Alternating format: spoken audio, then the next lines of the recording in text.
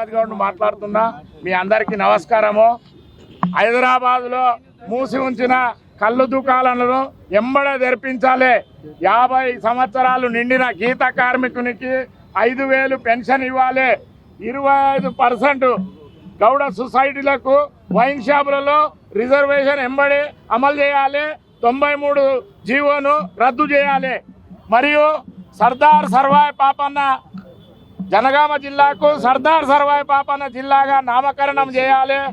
తొందరగా జీవో విడుదల చేయాలి. మరియు ఇప్పుడు కామారెడ్డిలో మా గౌడ్లకు ఇచ్చిన డిమాండ్లను ఇచ్చినే 5 డిమాండ్లు అవి ఎంపడే అమలు చేయాలి. 42% కూడా ఇవ్వాలి. అది 9 షెడ్యూల్లో చేర్చలేదు కాబట్టి మేము 56% బడుగు బలహీన వర్గాలలో ఉన్నాం కాబట్టి 56% ఎంబడే స్థానిక సంస్థల ఎలక్షన్లలో అమలు చేయాలి. ఎక్సైజ్ కమిషనరేట్ ముట్టడిని తక్షణమే చేస్తాం. ప్రభుత్వం కనుక 29 తారీఖు రోజు క్యాబినెట్లో నిర్ణయం తీసుకొని ఈ జీవోని 93 జీవోను సవరించి 20% వైన్సుల్లో కళ్ళగీత సొసైటీలకు ఇస్తామని చెప్పేసి హామీ ఇవ్వని పక్షంలో రాష్ట్రం అగ్నిగుండం చేస్తామని చెప్పేసి మేము మనవి చేసుకుంటా ఉన్నాం. ఖబర్దార్ రేవంత్ రెడ్డి సర్కార్, మీరు అనుకుంటా ఉన్నారు ఎన్నికల్లో ఇచ్చినటువంటి హామీని ఎందుకు అమలు చేయట్లేదని చెప్పేసి రాష్ట్ర ప్రభుత్వాన్ని రేవంత్ సర్కార్ని డిమాండ్ చేస్తూ ఉన్నాం. ఎందుకంటే మేము గౌడ్లు అంటే మీకేమో లెక్కలేదా? మొత్తం ఇచ్చినటువంటి హామీలు సర్దార్ సరే పాపన్న పేరుతో జిల్లా అన్నారు. ఇంతవరకు అతి లేదు గతి లేదు. ట్యాంకు బండి పైన మన ఏదో తూతూ మంత్రంగా మీరు పూజ చేశారు కానీ దానికి ఎన్ని పిట్లు పెడతారు, ఎంత స్థలం కేటాయిస్తారు, ఎప్పుడు విగ్రహం పూర్తయిద్దో చెప్పని పరిస్థితుంది. ఇక మొత్తం హైదరాబాద్లో ఈ రోజు కూడా అక్రమంగా అనేక కేసులు పెట్టి చెంచలగూడ జైల్లో బ్యారర్లు మొత్తం ఆ గౌడ జాతి బుద్ధి బిడ్డలు ఆ బ్యారర్లో కేసులలో నిమగ్నమై ఉన్నారు.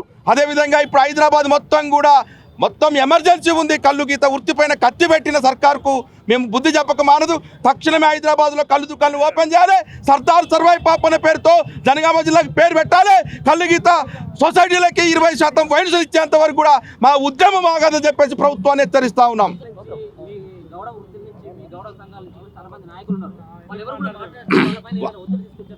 రాష్ట్రంలో ఉన్న 54 సంఘాలు ఇక్కడనే ఉన్నాయి. ఉన్న మా పొన్నం ప్రభాకరు, మా మధుయాస్కన్న, మన బొమ్మ మహేష్ అన్న వారి నెత్తి మీద కాలు పెట్టి మమ్మల్ని కాల్చేటువంటి ప్రయత్నం రేవంత్ సర్కార్ చేస్తూ ఉంది. మా వాళ్ళు ప్రశ్నిస్తూనే ఉన్నారు.